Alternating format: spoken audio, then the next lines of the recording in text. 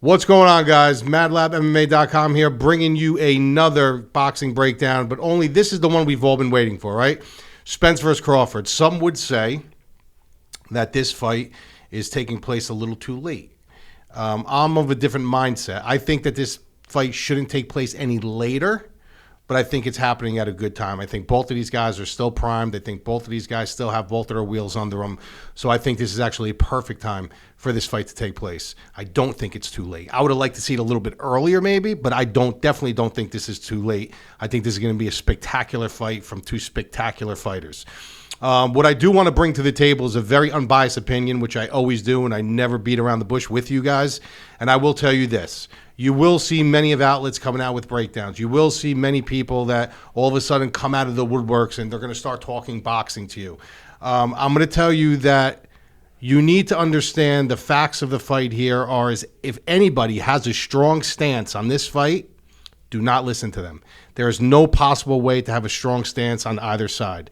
You can't have a strong stance on the Spence side. You can't have a strong stance on the Crawford side. This fight is a actual coin flip in all aspects of boxing. And I'm going to get into the reasons why. But I do want to let you guys know that. Like, don't sit here and watch certain outlets and, oh, this is why Crawford's going to win because he's a dog. He's a junkyard dog, and he's this. And Spence is going to win because he's his volume and his pressure. And this fight is as coin flip of a fight as you can get. So I'm here to tell you that if you're watching this breakdown to get a stern prediction from me, you're not going to get it. Because I'm going to be completely honest with you, I don't know who's going to win this fight. I know who I want to win the fight. I know what both of their paths are to win this fight. I know what their strengths and their weaknesses are. But I really don't know how it's going to play out. So if you're on here looking for a jet-set, strong, firm opinion, like maybe I had it in the Inoue video, which if you'd like to watch that, please go back and watch the Inoue and Fulton breakdown I did.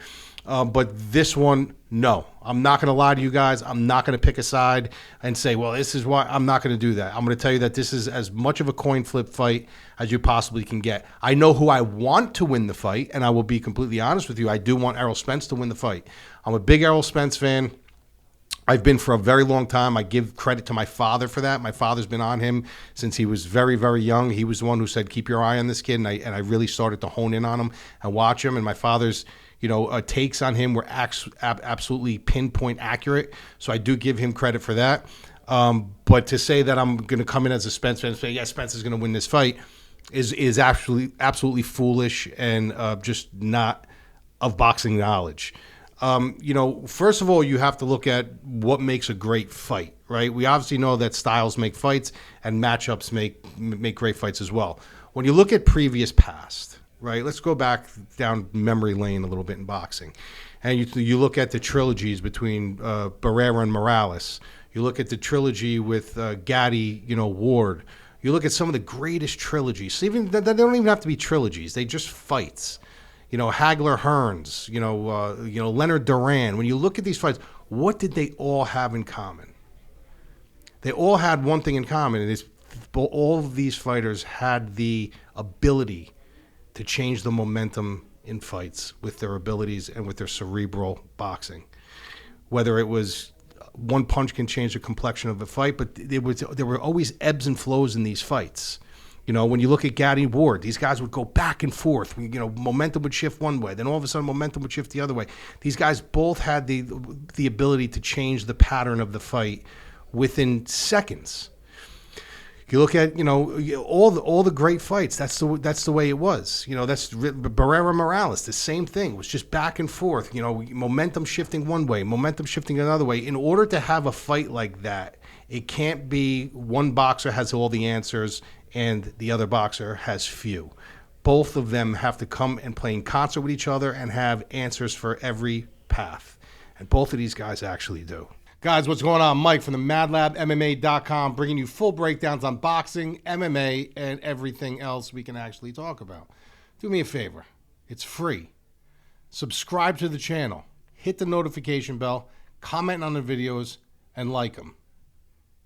It's easy. I mean, it's easy. I mean, I'm not asking you for a dime. For Christ's sake. When you look at their different styles, when you're looking at who's sharper in certain spots, they do have some definitive areas where one is better than the other. when you look at Crawford, you're looking at a guy who probably, for my money, I wasn't able to watch live time guys like Sugar Ray Robinson and stuff. I'm obviously too young for that. But when you look at the previous past of the boxers that I have been, able to watch, I would say Crawford's probably one of the smartest fighters I've seen. This is a guy who really, really understands the mechanics of boxing. He understands, what angles to take, how to set traps, how to get out of bad situations.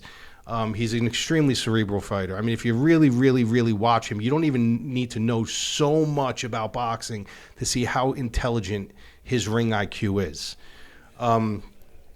Another thing that he does have that I think is very important in this fight, and I think in all fights, is he does have a certain will that I'm not sure I've seen from Spence just yet. And I'm saying just yet, and I've seen Spence do some great things, but when you put two guys on a fire and you had to pick one who would have the will to stay on that fire a little bit more, I would have to lean on the Crawford side a little bit. This is a guy who he has the mentality. He has a certain mentality about him this almost reminds me of like a Leonard and Hearns, a Leonard and Duran type fight, where Crawford's kind of like the Duran and Spence is kind of like the Leonard. Mentality-wise, Crawford's just a guy who's going to continue to push forward. This guy's going to continue to set traps. He's going to continue to have answers for things that you do, and his mindset in boxing is angry. He's got an angry mindset in the ring. He's got a switch that he hits in the ring that is like no other. But it's a very controlled chaos. And that's important. He's not a guy like, if you look at some of these fighters, and I'm not even comparing, but if you look at a guy like Mayorga or something like that, who's got he just gets chaotic in there and he would just start throwing hands and going crazy in there. He's got a very controlled chaos about him. He's got a very controlled anger, when he fights. But he does fight with a certain amount of dog and a certain amount of anger within him that I'm not quite sure I saw that in Spence. When you go on the mental side of Spence, you got to look at a guy who he has not shown the inability to do that, but he does it in a different way. This is a guy who has been put into trouble, I would say, a couple more times than Crawford. We've seen Crawford put into trouble in one fight where he got rocked by Gamboa. But after he got rocked by Gamboa, he got his legs back and he put on a complete clinic. So, we've seen that one sample size of him. A lot of people are talking about the Ugas fight with Spence, how, oh my God, Ugas rocked him and stuff like that. I'm under the impression that he really did not get rocked in that fight. I think he got clipped. I think that the punch landed. It was a clean shot. It knocked out his mouthpiece. But if you really, really watch what happened in that situation, when the mouthpiece went flying, he literally started looking around the ground. He thought he lost his temporary teeth. In his mouth. And that's what kind of shook him a minute. When the mouthpiece went flying out, he really did think that he lost his teeth. And if you see, he was looking around for it, and he kind of, then he's getting hit while he's looking, and he went against the ropes. But after he realized his teeth were in his mouth, he smiled and he came back and he ended up coming back and he ended up actually stopping that fight. So both of these guys have shown the ability to be rocked and come back and win dramatically. Not like I'm talking where it was a close fight. Like both of these guys would get rocked, get their legs back under them, and just start throwing, and they would come back and win the fight. When you're looking at this size, in a very close fight like this, does it matter? Yes, it does matter. Size does matter in a fight that's so evenly matched. Spence will have the size advantage in here. He's a big kid. And the one tool that he does have that you want to use against the smaller, slicker, maybe a little bit faster boxer is you need to keep him in place, right? You kind of need to keep him in place. You got to kind of stop him from moving laterally, pivoting, changing angles and stuff like that, baiting traps. So the best way to do that is body work. And Spence has amazing, amazing body work. This is a guy who literally, if you watch him in the ring sometimes when he's digging to the body, it literally looks like he's doing it to a human punching bag. It's almost like if you erase that human out of the ring with him and you just put a heavy bag, it literally looks like he's working a heavy bag. His volume is something that is very overwhelming, and what he does in situations with his volume is he tends to lose majority. I would say 80% of the people that he fights, he loses them in translation. They get lost in the volume. He calls it being dragged through the dirt. That's what he says. I'm going to drag him through the dirt. I call it being lost in translation. When you're throwing so many numbers at a fighter, they could keep up to a point, and then it's almost like a Rubik's Cube. They get lost, and they just can't keep up. And after you lose your footing once, it's so hard to get back when Spence is teeing off on you. The power that he has is another thing. This is a guy who can knock you out. He can, and it's not only about his one punch power. It's not only about, it's his ability to go upstairs and downstairs and put volume on you and then eventually land a kill shot. It's smothering. You know, his style is extremely smothering, but his body work is something that can slow Crawford down, and at least make him think a little bit more than he would against another fighter. The thing about Crawford is because he's so cerebral, because he's so intelligent, he has answers for everything. And when you get two guys that face each other like that, where you got one guy who's an extreme, and listen, I'm not saying Spence is not a smart fighter. Spence is an extremely smart fighter.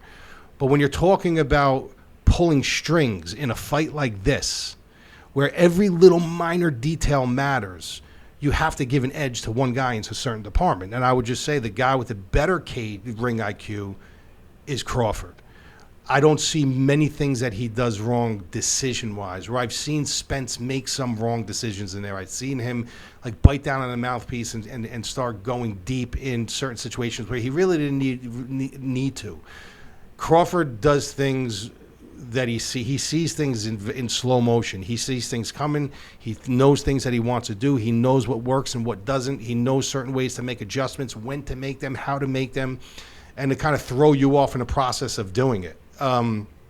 So from that aspect, he does have an answer for almost everything. I've never seen him get lost in translation with anybody, but he's never fought somebody like Spence.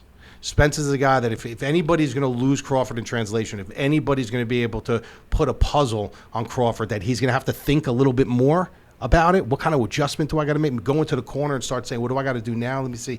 Maybe this one. It's going to be Spence. Spence is going to be that guy. I could see a situation, honestly, guys, where this is a hairline close fight where, you know, a knockdown can really decide everything. Like maybe throughout the entire fight, maybe it does go to the cards, and maybe a knockdown. Maybe one mistake on one end can be a knockdown. That could be the deciding factor of the fight. That's how close of a fight I think this is. I think the thing that you got to really look for is more of the success rate of Spence. Is he getting what he wants? Is Crawford succumbing to the pressure and the pace and the volume a little bit? Is the size going to be the size going to look a little imposing to Crawford in there, where he's going to be able to bully him a little bit, where he's going to be able to get on the inside and work Crawford's body, and Crawford's going to have answers, but he's kind of playing the same game and he's having a problem making that adjustment, you know, with Spence's size and Spence's pressure. Because when you get a guy who's a bigger fighter, and you also get that same guy who's throwing the more volume, the harder pace, and the more punch count, that's a problem. Usually it's the smaller guy that's kind of coming in, throwing more volume, throwing more, and the bigger guy's trying to look for the kill shot. He's trying to find his way inside. Spence is the guy that is just a machine when it comes to volume, and he puts on a pace that literally will drown you. So not only is Crawford going to have to deal with that, he's going to have to deal with the size, he's going to have to deal with the power, and he's going to have to also deal with the volume. On the flip side, Spence is going to have to deal with the intelligence of trying to solve that puzzle of Crawford. When he switches on, how is Spence going to switch on or off? So it's an extremely intriguing match, guys. I'm going to tell you from my heart. My heart is telling me Errol Spence is going to win this fight, and I hope he does. But I have no definitive pick, and I think anybody who makes a definitive pick on this, it's kind of unrealistic to do so. So I think it's going to be a fantastic fight. More chances than not, I'm going to do a reaction video to this fight. I'm sure it's going to be that good of a fight. I just don't think this fight can miss. You know, I think there's a lot of fights out there where we see on paper where like this is going to be a great fight, and it turns out to be a buzzkill. But when you got two guys in there that have minimal holes in their game, and both of these guys have the ability to change the complexion in the fight in so many different ways, I think it just matches up to a fight that is going to be amazing. I know that if Crawford ends up losing this fight, he mentioned something about not taking the rematch. I don't know how true that is. I don't know if that really holds any validity. I know in the contract there is a rematch clause, but I don't know if he would exercise that.